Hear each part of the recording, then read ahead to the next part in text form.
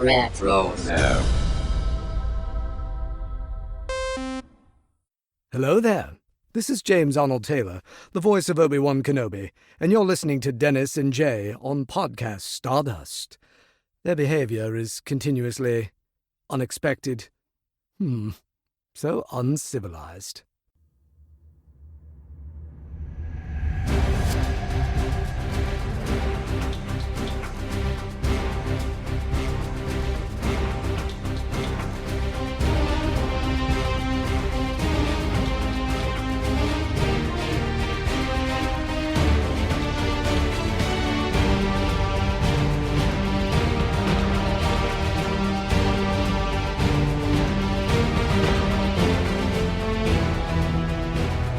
Welcome to Podcast Stardust. This is the fully armed and operational podcast dedicated to Star Wars news, reviews, and discussion. I'm Dennis Keithley. And I'm Jay Krebs. And this episode features our discussions of episodes 7 through 9 of Season 2 of Andor. Jay, you want to go ahead and give everyone our social media contacts before we get started? Sure thing. We are on Facebook and Instagram at Podcast Stardust. Okay, the dish is aligned, the signal's boosted to maximum output, the shield is down, we are now broadcasting to the galaxy. So like I just said, we are going to be talking about the 7th through 9th episodes of Season 2 of Andor. They are called Messenger, Who Are You, and Welcome to the Rebellion. So real quick, we'll do an overall non-spoiler thought discussion on this before we get into the meat of everything. Jay, what'd you think about these 3 episodes? Okay, these left me shook. I'm not going to lie. We're talking, I've seen so many people talking about, especially episode 8, but these 3 episodes, I can't even put into the right type of words, Dennis, to express how impressed I am with the storytelling, with the visuals, with the dialogue, with the way that everything is coming together and the reveals and even the things that we kind of knew that were coming, but the way that they were presented was just like mind blown. And I need to rewatch these again. I only got to watch them once, but I need to rewatch them again. And we've been saying all along that, this needs to be a binge watch from beginning to end once they all come out. But I am just so impressed. And I've been so excited to talk to you about these episodes. So loved them, just top notch. Chef's kiss. What do you think? No, I loved it. Liked them quite a bit. I like how well they tie into other events that have happened in Star Wars. I do have a little bit of angst that we'll talk about at the end of this discussion, and I'm sure you already know what it is, Jay. But some things occurred to me when watching this. I think I am on record as saying that one of the things that about Andor season 1 is that it's undeniably some of the best Star Wars that's out there, but it lacks a certain inherent rewatchability because you have to really sit down and focus on it. It's not like a whole lot of other Stars where I can put it on and come in and sit down and watch this scene and get up and go do something else, like when I'm grilling or cleaning or whatever the case may be. This season, I think, is more rewatchable than the first season because there are lots of great scenes that you can just kind of come and go from on it as well. But it still maintains that quality of being deep, for lack of a better description, from season 1. 2, for sure. The show is visually beautiful over that. But how to put this? There's a certain... It looks different than a lot of other Star Wars, if you know what I'm saying. There's Star Wars elements in there. We see a lot of aliens. We see TIE fighters and the like. We see stormtroopers like that. But it doesn't quite have the same veneer, if you know what I mean. I'm thinking, and it's been bugging me, and it occurred to me with a lot of the scenes that we're seeing on Coruscant. Gilroy and his crew use different camera angles. I think they use a different grain on their film. And, this is me talking out of my backside to make it family friendly, because I don't know all the cinematography terms for this. But, go watch Revenge of the Sith, which I did before rewatching some episodes of Andor, and I was like, or any of the Star Wars movies or The Mandalorian, and then go watch this, and you're like, there's just something, and it's not necessarily bad. it's a different way of capturing Star Wars, I think, Mhm. and it stood out Mhm. to me here, and it's fine. It's just that it's just something I especially noticed this past week while watching these past 3 episodes. It even the animated stuff tends to in my opinion, seems to be a little more similar in the way they put it on screen with the most live action stuff compared to Andor. Mhm. Um, so that's just an observation. Yeah. But it was powerful. These were powerful three Oh, yeah. episodes. It explains an awful lot. It gives an awful lot of depth to Cassian's character, especially. Yes. Um, and then some big Mon Mothma moments that if you've seen the trailers, you know about. So yeah, that was my take on it. Oh, yeah, and I can see where you're going with the aesthetics of this Mhm. particular way that Andor is being filmed, but I think actually that's one of the things that I kinda dig about this, is that we're getting it from a completely different perspective, and I Mhm. think that's part of the point, is that we've always been given this sort of worldview of everything going on, and I'm with you, I can see Yeah. where some of that consistency might fall a little off because we're so used to seeing Star Wars presented in a certain way. But especially with Coruscant, it does definitely seem a little bit more like sterile. But I think right around the center part of Coruscant, where the Senate building is, it's kind of supposed to be that way. However, it's more of an ivory tower feeling than it is that, like you said, with Revenge of the Sith, it was a lot more almost like shiny and metallic feeling. Yeah, I guess my only pushback on that is like something that stood out to me a lot. There is a scene where they're running down a stairwell, Hmm. and I was like, I could go shoot this scene at like a number of hotels in my area, Mhm. I could and see that, yeah. that is just and it's Star Wars because I know it's Star Wars, but Right. and I hate the phrase "it takes me out of the movie," but it's just like, they do a lot more on location shooting. I get the feeling, anyways, for Andor than they do anything else. We all know how much they use the void, you know, the the void, yeah, the void for or whatever it's called, um, for the Mandalorian and the like. How Oh, much the John. volume? Thank you. The volume. I knew it was a Mhm, V word. But at any rate, they don't do that as much or if at all on Andor. Like, they build a lot more sets for that. And I love it when they build the sets, but then they'll go do real world location shooting and then they digitally alter it later mhm, and stuff like that. mhm, And that's, and it works in some cases, but it's changed the imagery on Coruscant like noticeably. mhm, Take the shots of Coruscant here and compare them to what we've seen in the Phantom Menace, Attack of the Clones, and Revenge of the Sith, and it looks different. It looks mhm. very different It there. does. Mhm, And we got to see a lot of different places on Coruscant in those movies. We got to see the seedy underbelly in Attack of the Clones when they're going after the bounty hunter. We've seen various places in Revenge of the Sith and stuff like that, and even some of the same locations, and it just comes off with a different aesthetic. And yeah, I get it. This is 20 years later, but it's still I can't imagine things changing that much. But mhm. minor criticism on that case.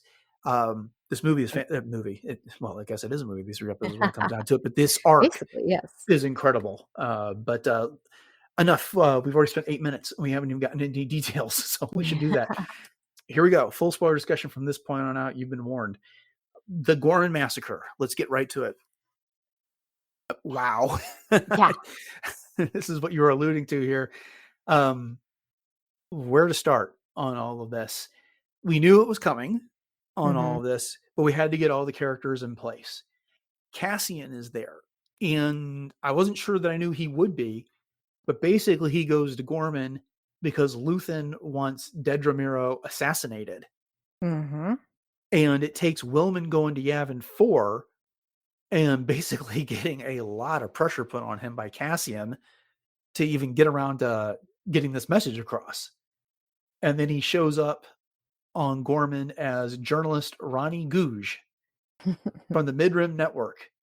So, what did you think about this mission that Cassian was on? Well, from the get-go, as soon as we found out that he was supposed to assassinate Dedra, I thought, "Oh gosh," this is going to happen, because as we've seen so many times between, with going back to, it's funny to say going back to Rogue One because it's in the future, but going back to that storyline that no one's ever safe, and so, but it was surprising that she ended up surviving and someone else ended up not. I will say I was a little surprised about that, but we'll talk about that in a minute.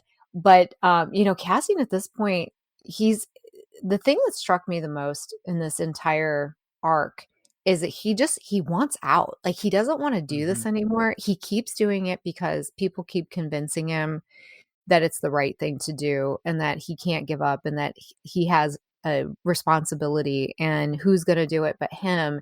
So he keeps showing up for all of these jobs and for all of these different missions, and he knocks it out of the park every time he does it. Like, once he sets foot into that situation, he's all in.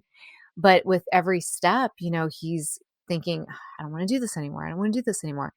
And so yeah, but just having him there on Ghorman and trying to pull this off, and every time Dedra would walk into the frame, I was like, oh, this entire episode 8 especially was like watching a ticking time bomb. Yeah. And you didn't know when it was going to go off or where it was going to go off or if it was going to be a dud or or whatever the case may be, but it was intense. But what did you think? Yeah, well, one, he's got this peculiar position in this rebellion. At this point, it is a rebellion. There's not the Rebel Alliance. We'll get to that here by the end of the discussion. But he's on Yavin 4 with Bix. They've set up a home there, and I think he's you touched on it. He's got these competing desires because the first part of this season he was very interested in doing missions for Luthen Rail and this burgeoning rebellion, and Luthen even throws back in his face. It's like you when I brought you in, you said, to bring me in or kill me. It was, this is what you wanted to do. But then he starts to get sidetracked with Bix and everything that she's going through. And, he's afraid for her safety. And so that's a motivating factor for him wanting to get out. But at the same time, Dedra has been a thorn in his and Luthen's side. And it's very important that she's out of the way on all this. So I can see that. And so he gets there and he gets to, set up again with Thala, which is the bellhop that we met in a prior last arc. And the thing is that Palmo, the capital city there on Ghorman, is under such a lockdown on all this. They've got curfews, they've got checkpoints. They've completed the construction of that Imperial stronghold, and it's not just office buildings. It is a fortress, and they've got the barriers up protecting the plaza and stuff like that. So he gets there and the whole place is a powder keg, much like the Holy City on Jeddah was in Rogue One. And this, and so, he's shown up in a very volatile situation. And when he's checking into the hotel, the other clerk is like, we have to turn over our registry of guests like every day. And so if you don't have your ID, I'm going to report you, because he kind of shows up without the ID he needs because he's undercover. And then we find out later that Thela's like, I kind of struck you from that record, so you don't have anything to worry about there, which was cool. But, again, so just kind of transitioning from this, what Cassian's doing, to everything that's happening in Palmo and Ghorman, the Empire's plan has worked beautifully for them. The propaganda, it's right in our face the entire time. We know what's going on, that Dedra has set up and fed this resistance movement by, she made it possible for them to get the weapons in the last arc. And she's used that in conjunction with the propaganda to turn everything that's happening on Ghorman. She's shifting responsibility from the Empire to the resistance, the Ghorman front on this. And the media there is just buying into it, hook, line, and sinker this entire time. The whole galaxy believes that Ghorman is just, this world of opulence and wealth has become this insurgency. Exactly. And, for Dedra, she, from not wanting this mission to begin with, even though she was the one that planted this whole idea into Krennic's mind in the first place and was given this job, she embraced it, but yet I don't know that until she has her encounter with Syril that she truly understood what she was doing. I mean, she did, but then again, I think she was suppressing a lot of that, knowing what was going to happen next. And I have to say, I kind of felt for her a little bit in a way that, it just goes to show that even though people signed up for the Empire, some of them thinking that they were doing something good, others thinking that they were doing a service to a greater good. And in Dedra's case, she, was also trying to kind of climb the ladder and build a secure advancement type of life for she and Syril. She really felt like she was doing the wrong thing at one point. And, I actually kind of felt for her. But, bottom line is she set, like you said, she set this all up and it was, powder keg is the perfect term for it. And like I said, it was like watching that ticking time bomb. Yeah, because back in that first arc, she told Partagaz, "I don't want this job." Right. And then he basically told her, "You don't have a choice," Yeah. and this is between us, because that's what Krennic said in the meeting, is that, if you're here, you get to know about this. If you're not, you don't. You Right. can't tell anybody. Your superiors won't know about it. They've been told something Mhm. else. And here we are in this situation. But since that moment, she did commit to this, to the Mhm. point that she sent Syril to Palmo under the belief that he was looking for outside insurgents, when that's not what was going on as well. She used him She in did. that regard, and I lost a lot of sympathy for her. That being said, Cyril showing up and strangling her Holy cow. to get the truth out of her. Whew. I mean, was not a big fan of that, but I tried to put myself in his shoes, and thinking back to his history, when we first met him in season 1 of Andor, what was he trying to do? He was trying to find insurgents. He was trying to find outside agitators. And, Cassian Right. Andor shows up on whatever the name of that planet was and ends up killing two of the security, what do they call them there? It doesn't matter. But kills them. And so Cyril dedicates himself to finding Cassian and all of this. And so he's there on Ghorman thinking he's doing something for the greater good, and Right. not to subvert this planet, not to make it ripe for imperial occupation and imperial manipulation, so they can get rid of all the people and harvest all the minerals to the detriment of the planet, to the point that it's going to collapse. And then when it dawns on Exactly. him, he loses his mind. Mhm. And while I can appreciate that, I can't condone his response. But yeah, I mean, that was, I and I felt for both of them in that moment. It was, these are people who are lonely, who are in desperate situations when it comes to regards, they're kind of trapped in their lives, and they found each other, but these circumstances have come between them. Right, right. Yeah, and Cyril is such a rule follower, and like Mhm. you said, he thought he was doing the right thing and trying to bring justice to what was going on, and I think that Dedra thought she was doing this for his own good, not telling him the whole story so that through the advancement, she kept saying, "We're gonna go back to Coruscant, and, things are gonna be better, and it's gonna be, even we're gonna be even higher than we were before, and, we will be rewarded." Like, she kept saying that, and Mhm. I think too that for Cyril, he was always manipulated and coerced by his own mom, that finally he thought that he and Dedra were on even ground and that they were actually working together, so that when he found out that she was no better than his own mom in that way, that's when I think he lost it. And, again, not excusing what he did, but, it reminds me too, I mean, how different is it than what Anakin did to Padme? We just didn't see him put his hands on her. You know what I Oh, mean? Like well, yeah, and you force can't choked her, excuse you Anakin at know? all for that. I No, mean, not at it's, all. But what yeah. I'm saying is I think it just seems more intimate and brutal because I mean, the way he grabbed her uniform and just, like you could just tell he was just ready to crush her, which was Well, I was like, like, "What?" yeah, You what's her name? know? Denise Go sold that. Her Oh, acting for in that moment sure. was, supreme and all that. The straining she did, both of them did a fantastic job acting in that moment there, and they sold it 100%. It was really well done. But he leaves. And the other thing is that Cyril, he's come to care for the people on the Gorman front. As far as he was concerned, they were Yes. victims. in all Right. this. You know, he was Mhm. there to catch outside agitators. You know, he was there to catch Cinta and Vel, you know, and Cassian. That's what he Right. was looking for, not the Mhm. gore. And so then he finds out that he's been used to get to these people, to get them to do something that's not what his aim was at all. And so he was, you know, he was a double spy, and he didn't even really understand to what degree that Mhm. was. Yeah. And then, you know, in the middle of this riot that happens, he lays eyes on Cassian Andor and attacks him. Oh my gosh.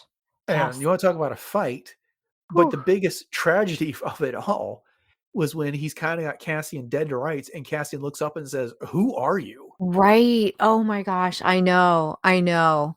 My And stomach was like, "Oh and my." Cyril has thought about Cassian every day Uh-huh. for years. Yeah. And to know this guy that it's been your life's mission to bring in, has no idea who you are, Mhm. even though he Yeah, held the a gun to your head insignificance. and Right. Ferrex. Yeah.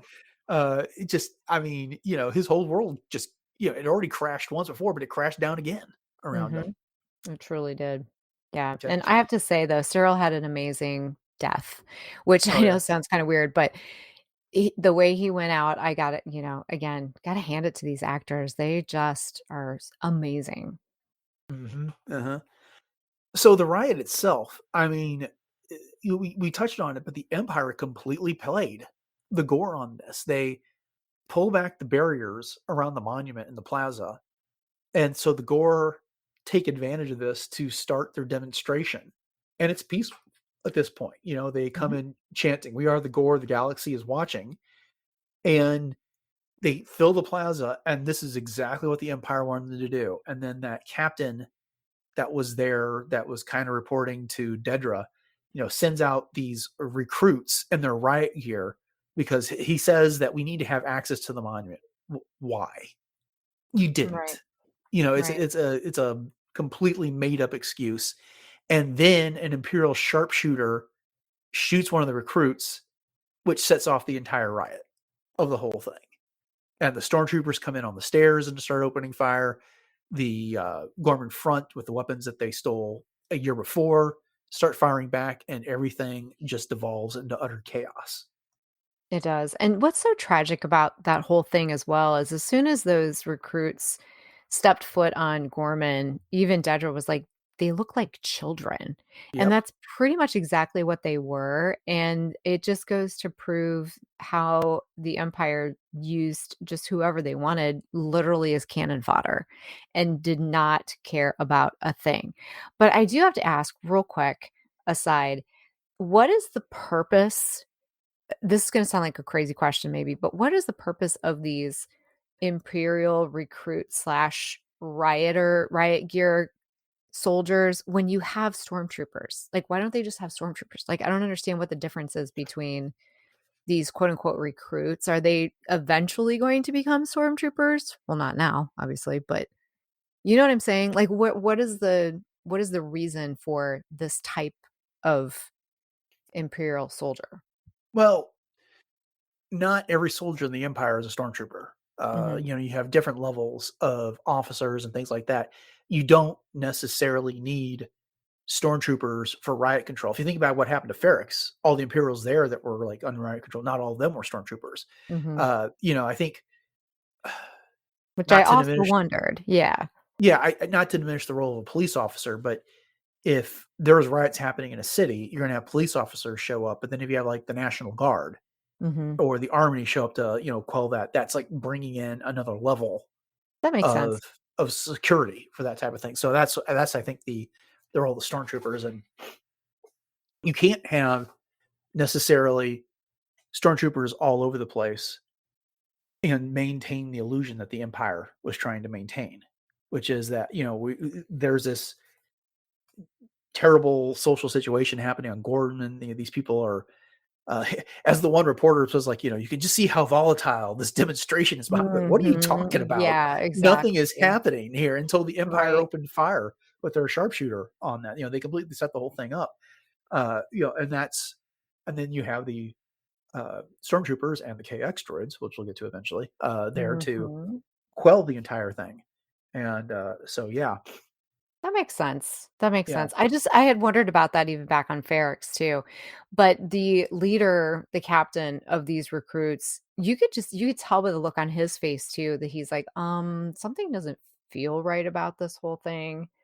And Oh, you could tell he's that he knew he was walking into well, not something. him. Yeah, the one that was barking at them in the plaza. Yeah, he. I don't think he was on the overplan. It was the captain that I wish I could remember his name. That Dedra was talking to Partagaz about. Who was like there for tactics. Mhm. He Yeah, completely he was. was He was in on this whole plan. right. Yeah, it was the guy that was over the recruits. So Yeah, I guess he wasn't the captain, but whoever the that guy sergeant, was. I think. Okay. Yeah. So But yeah, the poor Gore. I mean, they show up with their chant, and then at one point they're singing their national anthem. They're trying to make a point, but they weren't there.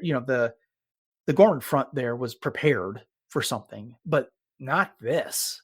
I mean, it mhm. was they were completely manipulated by the whole thing. And then you go at Caro Rylands. He sensed the trap the entire time. Yes. Yeah, and he was yelling at everyone. I was like, go back. This is a trap. Yeah, poor guy, and then he It, gets caught up right in the middle of everything. But I have to say, like, oh my gosh, the whole bellhop thing, the fact that he recognized Cassian from when he was there as the fashion designer, I thought was absolutely brilliant. And when he gave him the key and everything, he's like, it's the same one that you had last time. And so you mhm. knew that he knew that it was him. And then when Cassian shows up the next morning and he tells him, you were never here. That Right. was just so And awesome, and the key line. yes, rebellions are built on hope. That's where Yes. Cassian heard it. So, He said uh, that, and I was like, "Oh my gosh, there it is." mhm, mhm. And Cassian, like, how many times did he try to shoot Dedra? But he could just never get that Oh, man, clear yeah. shot with enough time to pull it off during that whole Mhm. thing. So, Yep. And all right. again, gotta just have to say how amazing the acting was when Dedra was by herself and she was shaking, and then she felt like her collar was way too tight for her. Mhm. Oh my goodness, just so good, so good. So let's shift. We're going to go back a little ways to Yavin 4. And we now finally see the rebellion setting up shop there in earnest. Of course, it was teased to us at during the first arc. I think at the end of episode 2 when Cassian finally got away from that incompetent little rebel squad that was there. Mhm. But they got their headquarters set up in the Masasi Temple. Cassian and Bix have a home somewhere in the jungle. And I love the little thing that's going on after Wilman gets back. There's just like this, greeting and response between people that were on Ferrex, which is, Ferrex and the response is Stone and Sky. Um, Yes. it's kind of, it's not so much of a greeting as it is almost a farewell, as they're leaving each other. It's a reminder of where they came from and what happened and everything that happened at the end of season 1 there on Ferrex. But Cassian is, he's pretty agitated with Wilman over there because we got to see at the end of the last arc, Wilman has kind of been radicalized by Saw Gerrera, and now Mhm. he's and I didn't ever get the impression that Wilman was really working with Luthen, but now he's bringing a mission from Luthen here, so he's bought in big time to Luthen's tactics. Right. Yeah, he really has. Yeah. And I just getting back real quick to what you said about the whole Ferric Stone and Sky thing. Again, I've said this a bazillion times, but that's one thing I also think that this series excels in is focusing on and bringing to light all the different cultures around the galaxy and the different types of like in this case it's a greeting, or we got to see the wedding rituals, and we got to see all of these different things even on Ferrex back in season 1 with the burial rituals and how they're part of the stone that they go back to. And so it just reminds me also of even places like Black Spire Outpost, on Batu, Bright Suns, you have these different greetings. And I just think that's super cool that they bring that into this, even on Yavin. Hmm. Hmm. But we have the scene around the Force Healer because Cassian has taken a blaster burn to the back of one of his shoulders and it's just not healing well. And so Bix kind of tricks him into coming to the rebellion headquarters where there just happens to be this force healer, she's completely tricked him into it because otherwise he just wasn't going to go. And it's interesting because like I hadn't really thought about it, but he kind of thinks of Guardians of the Wills as like crazies. There are people that are agitators and they're not doing anyone any good. And I really hadn't thought of that as just kind of being a response to purported force users in general. But that kind of seems to be what's being suggested here, that he doesn't believe in this type of thing. And of course it seems to work on this. And the healer herself even admits that it doesn't always work, that she's not always successful, this type of thing. But when she puts her hands on him, she kind of senses the weight he's carrying with all this. What'd you think of that scene? Well, I wondered if this was planted exactly for the reason that you just mentioned, was because looking forward into Rogue One, when, Cassian meets Chirrut Baze and he's already had this experience with this force healer, that it kind of sets him up to have sort of a preconceived notion about these types of people, in general, because obviously they didn't say that she was a Jedi. She could have been at one point, but that was never mentioned. But I think that going forward, it's both kind of a blessing and a curse that Cassian had this experience, because it definitely does color his perception of Chirrut Baze a little bit. Yeah, one of the things I also appreciate about this is that I was trying to think of the portrayal of force healers in Star Wars. And when we had the old expanded universe before it became Legends, there was a number of instances where you saw different versions of force healing. Jedi would go into trances where they'd heal themselves and do things like that. But it was not much of a thing until we got to the Rise of Skywalker. And Rey was capable of doing various healing things. And then Grogu was doing healing techniques over the course of that series. Right. And then, now here we're getting it again, that there's this notion of stuff. So it's not that old a tradition in Star Wars when it comes to our canon, but they're being consistent with it again, which I kind of appreciated. No, I totally agree with that too. And, like you said, a lot of the force healing in Expanded Universe or Legends was more internal than anything else. So it's nice to see just incorporating it in this way. I guess Barriss, even recently in Tales of the Jedi, Right. Yeah, was, that's right. Good call. Yep. yeah, she was also had some force healing Mhm. ability that she was using as well on that. Yes. And then we have our General Draven Yes. cameos in this. I hope we get to see more of him in the final arc of this, because it's otherwise a neat cameo, but not that he had the biggest role in Rogue One, but he was somebody that was important, and getting, just having him kind of show up and be disappointed in Cassian in this arc. I'm just hoping to see more of him. Oh, yeah. Well, there's a Yeah. lot of things that I'm hoping we're going to see in the last arc based on what was set up for us here. That's for Yeah. sure. All right. So Mon Mothma in this arc, this was so cool.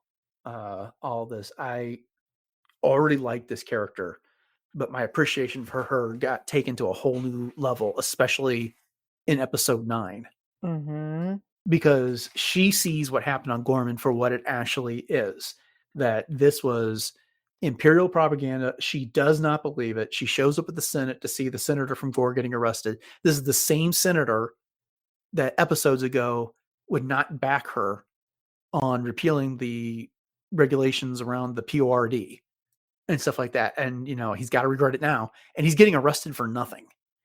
And her conscience won't let her do nothing about this. And so when all the other senators are there in the Senate giving these speeches condemning the Gore for their insurrection and praising the Imperial soldiers that laid down their lives in order to preserve order, she finally gives up, and she gets Bail Organa to manipulate procedure to get her a chance to speak, because otherwise she was not going to get it.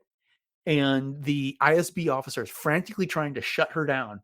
And that speech she gives, I believe we are in crisis. The death of truth is the ultimate victory of evil. What happened yesterday in Ghorman was an unprovoked genocide. And the monster screaming the loudest, the monster we helped create, that monster will come for us all soon enough as Emperor Palpatine. I mean, Yes. just so powerful, so amazing, especially with everything that was going on around her at that moment. Yes, and then the screen goes to black. Mm-hmm. So Mm-hmm. good. But I'm with you. I mean, I have fallen in love with Mon Mothma for sure throughout this entire series, and I'm so glad that they're giving her character its due because, there's been obviously we have so much history with her with everything that we've seen of her, but all we've ever seen is just this stoic, very wooden kind of character that, many Bothans died to bring us this information. Mm-hmm. And, kind of these throwaway sort of cameos and whatnot, but wow, yeah. Again, intense. I keep going back to that word intense. And how about Bale too? I mean, realistically, like you said, they've already been arrested once for doing different things, Mm-hmm. with supporting the Jedi or whatever in Bale's case. But, for him to do this, obviously, he's putting himself on the line again. And he even comes out and tells Mon, you need to get to Yavin. Now is not the time for me. I will get there when the time is right. But then you see him just hanging around in the Senate building, as all of the stuff is unfolding, and he's just Mm-hmm. just sitting there so pensive. Yeah, when all the other platforms are turning off their lights and the senators are leaving, he's still sitting there Right, just waiting, yes. and this is all done. I know, I was But like, "Call your wife, Belle, call your wife." yeah, but what was especially cool was Cassian and Mon Mothma finally were interacting with Yes. each other. I mean, it took how many episodes were there in season 1 and up to episode 9 of season 2 before they ever shared screen time Right. Yeah, in they're, this like, series. doing all these parallel kinds of things, but never crossing the streams, so to speak. Yeah, and you got to use the code phrase, I have friends everywhere. Love it. And because the ISB had planted an agent in Bale's security team that Mhm. was supposed to get her to safety. And this was supposed to be his swan song with the rebellion. This one last job. He knew how important she was. He was going to get her out safely, and then he was going to relieve the rebellion for Bix. And so he shows up. She still isn't certain she can trust him, despite Luthen telling her that this is what was going to happen. And it's not until that one ISB agent revealed herself that that everything hit home for her. And then he Mhm. shoots her driver Mhm. Yeah, she was and all this. horrified I mean, about that, yeah, but she knew he was a plant. right. But the thing is that well, putting aside the Mask of Fear book by Alexander Friedrich, we're going to be talking in the next few weeks on the show, as portrayed in this series, the rebellion has always been something that she supported, but she's never come face to face, or not Mhm. recently, with the horror like this. Right. And Right. so now here it is. She saw what happened to Gorman. She speaks out about it, and now the Empire, just like she said in her speech, the monster that's coming for us all soon enough is Emperor Palpatine, and here his people are trying to get her. Yes. Yeah, she hasn't faced the ugliness of and the Hmm. messiness of the rebellion, just the idea of, like you said, of what she supported. And, really quickly, a couple things. Going back to Bale, do you think the next time they actually do see each other is when he walks out of the shadows when they're interrogating Jin? Or do you think he was there before that? Could I'm be. I mean, it's interested to hard. know because he said it like, "In a year, I'll see you in a year," he kept saying. Oh, did he say near? I didn't catch that. Yeah, he Um, did. yeah, I like you only got to see this once before Mhm. we recorded. That's just the problem with them doing 3 episodes Right. a week, is I can't. Well, we catch different things. Yeah, a lot going on right now too. It's just a busy time of Yeah, life. for sure. So I And just wondered that if that was potentially, like I said, the next time that she sees him. And then, go ahead, what were you gonna say? I have well, another. I was gonna say, I mean, I'm trying to think of all the timelines and stuff like this. I mean, it's I don't remember him from any other sources being in hiding or anything else. Mm, So whatever the reprisals that he got from the Empire for his role in getting Mon Mothma that chance to speak, I don't think there was anything immediate on this, because he's on Alderaan in A New Hope, right? When that planet gets destroyed. Right. So clearly the Empire is not looking at him the same way they're looking at Mon Mothma after Mhm. this. Mhm. And so obviously he's a rebellion sympathizer, he's a rebellion supporter. When he got to I mean, it could have been for the first time that's when he was there, but I got to believe they were at least in contact between this moment and when we see them. It would actually be 2 years later in Rogue One. Mhm, mhm, that's true. Yeah, Yeah. I'm sure that they've communicated via, holo or message or something of Mhm. that nature, but that struck me.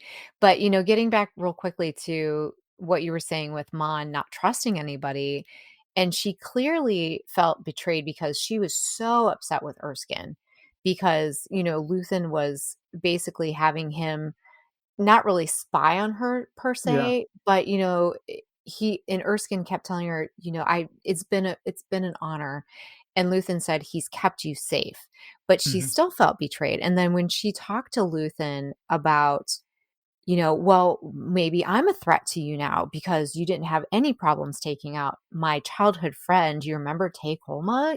And Mhm. so she does have a lot of trust issues with the, whole going forward on this thing with the rebellion, which is understandable. So, the whole thing that happened in the Senate, it's completely valid for her to question, who are you, Cassian? And, why should Oh I yeah. trust you? And, the whole 9 yards.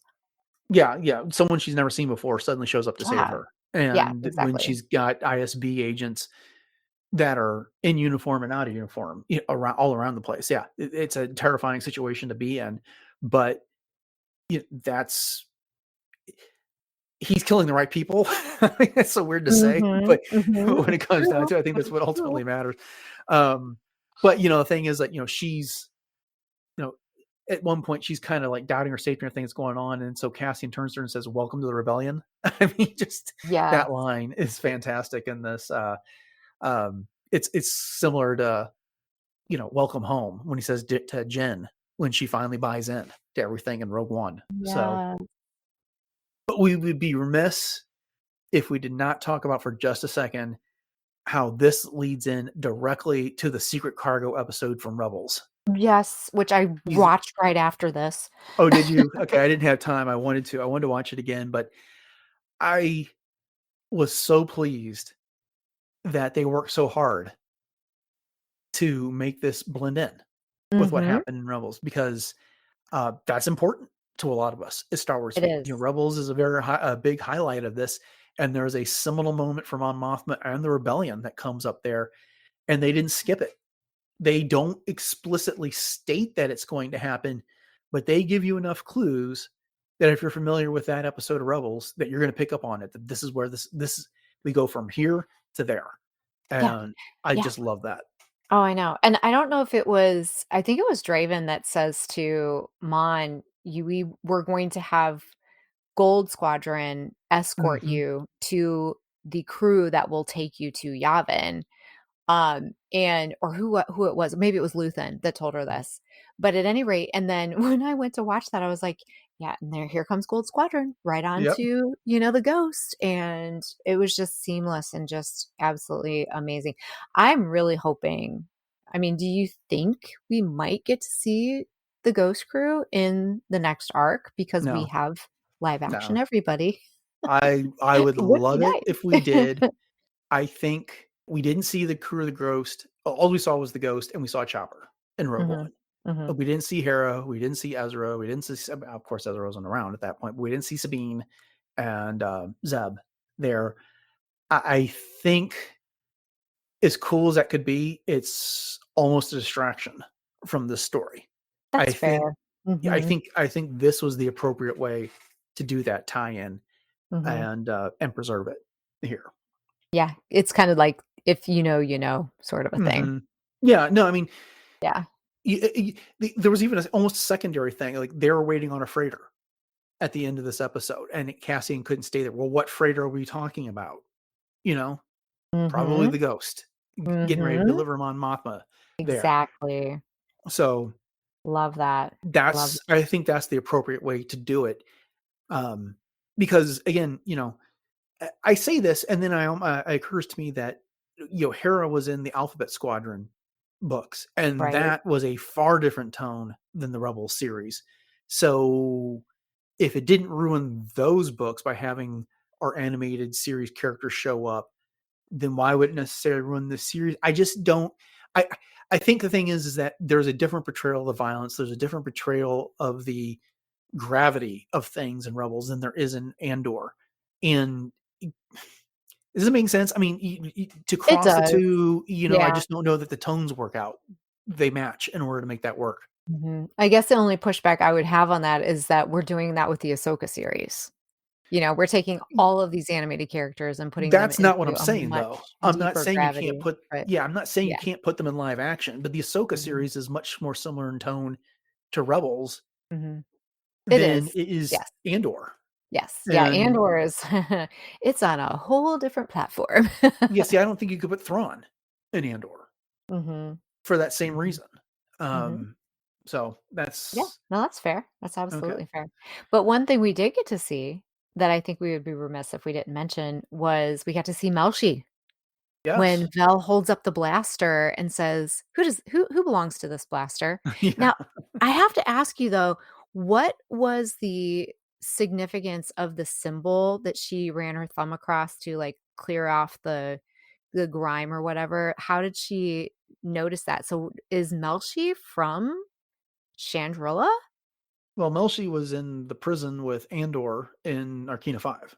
Right, And but I didn't necessarily interpret that symbol or anything was important as it was the condition of the weapon. But okay, so you think that's what tipped her off.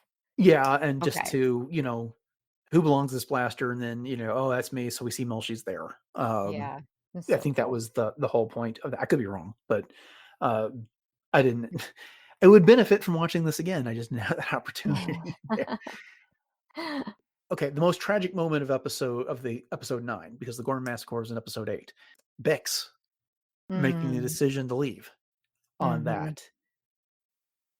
Yeah. I've two conflicting thoughts on this. I hated to see it because I really like her and Cassian together. However, I did not want to see Bix die in this Yes. series. And since we didn't see her in Rogue One and she was never mentioned there, I was afraid that's where they were going. But so in that light, I like the decision she made. What did you think? Yeah, I think it was a very smart way to explain her absence, Mhm. and, I agree that as much as, it was she was doing this for everyone's own good because Mhm. she's right. I mean, Cassian never the whole reason why he kept not wanting to do any of these things is because he was trying to protect her, protect her, protect her. Well, if she takes herself out of the equation, then there's no one to quote unquote protect. And he has to do what he needs to do. But it was just heartbreaking when she said, we'll after this is all over, we'll go to those places and we'll do all of these things. Mhm. And of course I'm thinking, oh no, honey, no, you won't. Yeah. Which is terrible.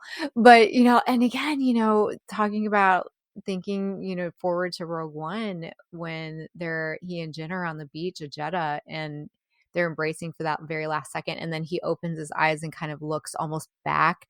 Like now I'm thinking, oh God, is he thinking of Bix? Yeah. Oh, Yeah. breaking the heart. Yeah, she's not wrong. The thing is that Cassian's got an internal conflict. It's one that he doesn't really want to acknowledge. It's that, he wants to be part of this rebellion, but he loves her more. Yeah. And, if you think back to the first episode of the season when he's telling Naya, that technician on Sinar, about how she's, standing up to them, the Empire can't win, she's doing the right thing. Well, he's going against his own he's going against his own advice, and Hmm. by making the decision that he is to lead the rebellion with Bix, and he's been talking how important it is to defeat the Empire, and now in this moment he wavers, and she basically reminds of him of that in that recording she makes, which is that the Empire has to be defeated. You are a part of that. You are necessary for that, and so I'm Hmm. making the decision for us. I'm choosing the rebellion on this, and Right. yeah, so I'll find you when this is all over. And you just, again, since we know where it's going, it was heartbreaking in It that moment was. to And know it that was that's never going heartbreaking. to happen. Right. And it's heartbreaking too, just knowing, as she said, that she's been thinking about this for quite a while Mm-hmm. and that she just didn't have the bravery to do it in person because she knew, that she wouldn't be able to. But, it makes me think that the tea that she gave him, she was telling him, you're exhausted, you need to sleep, almost like she made him sleep a little harder so she could get away. Good point. I hadn't thought about that way, but I like that idea. All right. Last moment of this arc, the birth of K2SO. Yes. So we got to see during the Ghorman Massacre when the Empire unleashed the KX droids on the crowd. Oh my. Holy cow.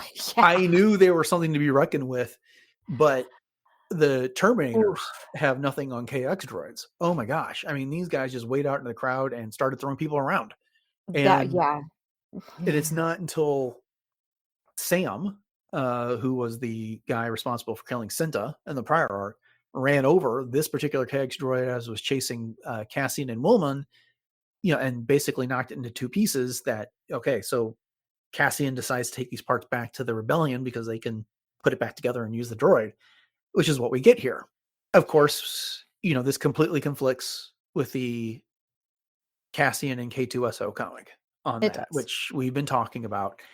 And, I've said my piece on that, but what did you think about the way they introduced K2SO into the series?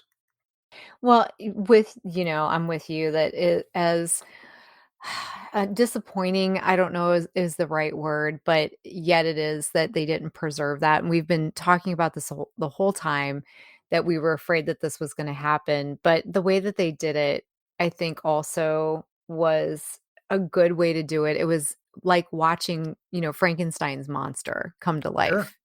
But then again, you get hello, Yeah. kind of a thing.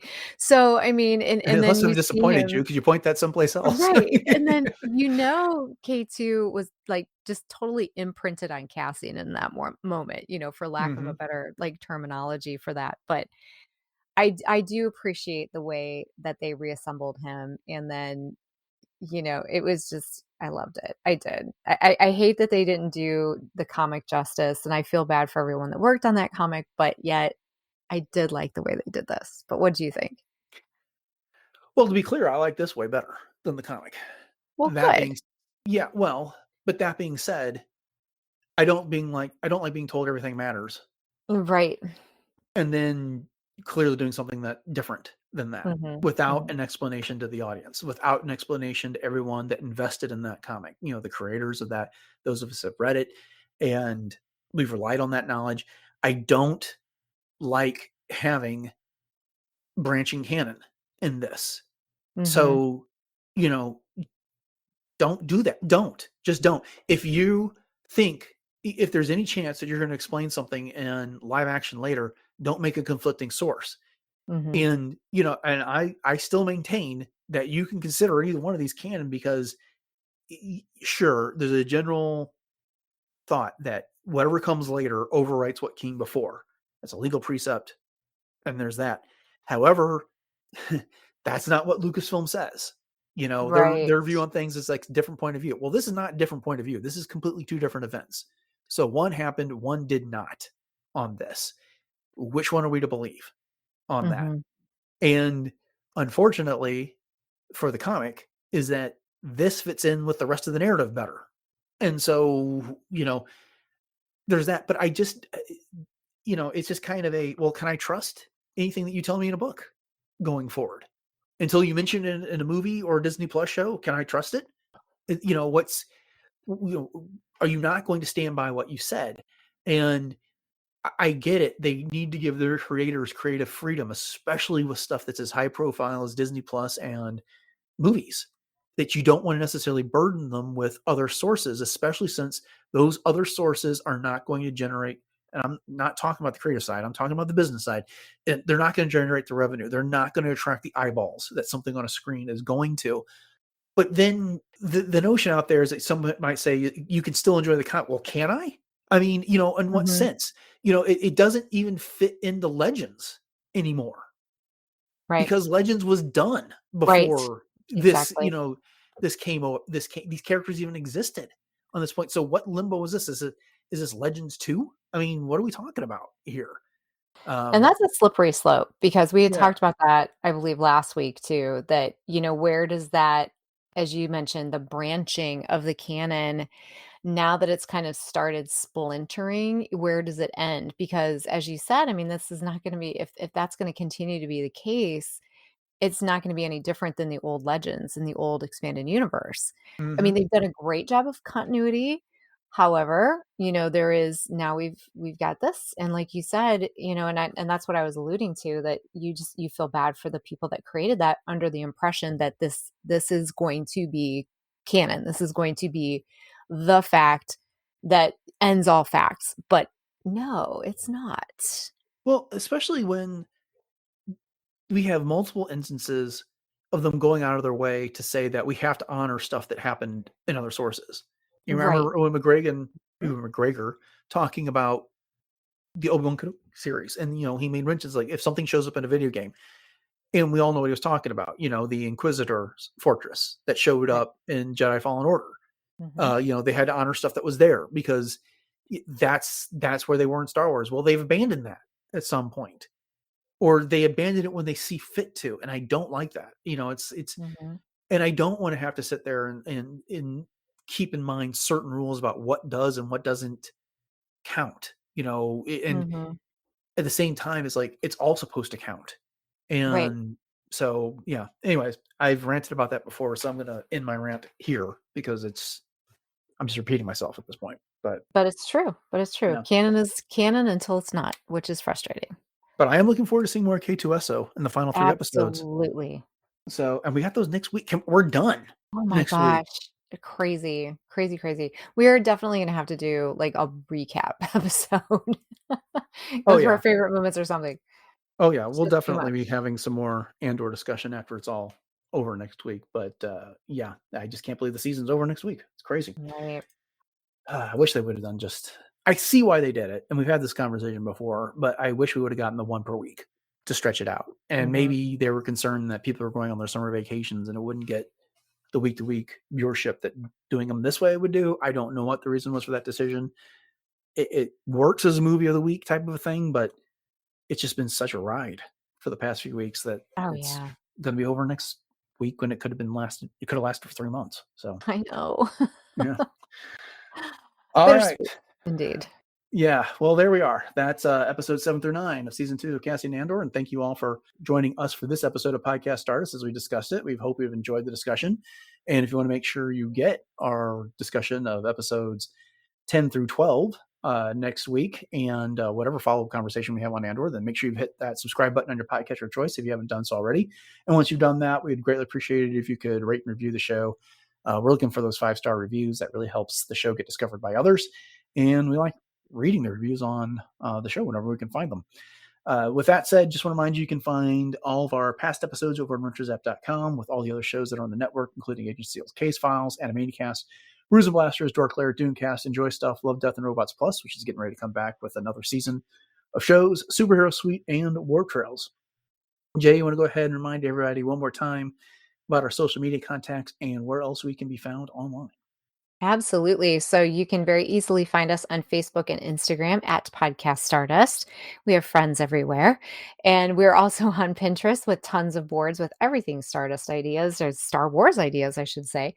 And we also have our 2 YouTube outlets. So we have the traditional YouTube as well as YouTube Music. So head over to both of those, like, subscribe, share those out with your friends. And those also support ratings and reviews as well as interaction. So if you have any ideas or comments that you would like to make about Andor or anything else that we talk about here on the show, that's a great place to do it. And then if you'd like to support the show even further, we do have a TeePublic store and the link for that will be in our show notes. And we have 7 different show logo designs available on all kinds of things from home goods to apparel and everything in between. And once again, each one of those purchases does help to support the show. All right. You want to remind everybody what you got going on in cosplay? Yeah, so this weekend I actually have a big weekend coming up. I'll be in North Olmsted, Ohio at the Sweets and Geeks Pop Culture Expo. There will be over 100 vendors there at the Great Northern Mall, and I am a featured cosplayer there. And I'll also be participating in helping to judge the cosplay contest there as well. And that will be on Saturday from 11 a.m. to 8 p.m. So it's going to be a nice long day. So if you're in the area, would love it if you'd stop by. And if you're not, you can always check out what I'm up to on my Instagram, which is at j.snipscosplay. Okay, upcoming on the show on Monday, we're looking at recent Star Wars news. And then on Wednesday, we begin our discussion of Tales of the Underworld by looking at the 3 episodes focusing on Asajj Ventress. So with that having been said, thanks for listening to episode 884 Podcast Stardust, everyone. Have a great weekend. And until next time, may the Force be